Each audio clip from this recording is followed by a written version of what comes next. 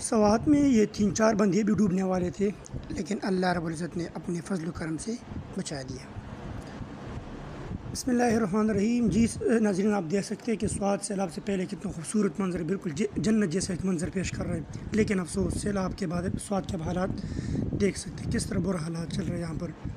دیکھیے سوات کی خوبصورتی ہے، سیلاب سے پہلے یہ علاقہ بالکل سرسبز و شاداب نظر آ رہے ہیں، لیکن بعد میں یہ بھی پانی ہی پانی۔ آپ اس کو دیکھ سکتے ہیں کہ پل کے اوپر ہی پانی آ رہا ہے، اتنا زیادہ پانی، بہت زیادہ نقصان کر دیا سیلاب نے۔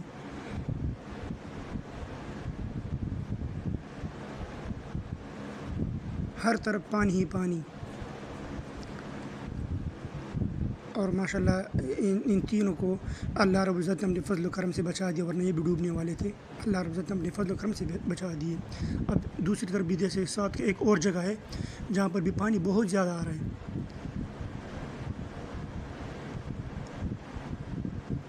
اور اس کے بعد میں آپ کو ایک ویڈیو دکھاتا ہوں جو سوات کا سب سے بڑا پارک تھا، دیکھ وہ بھی پورا ڈوب گیا۔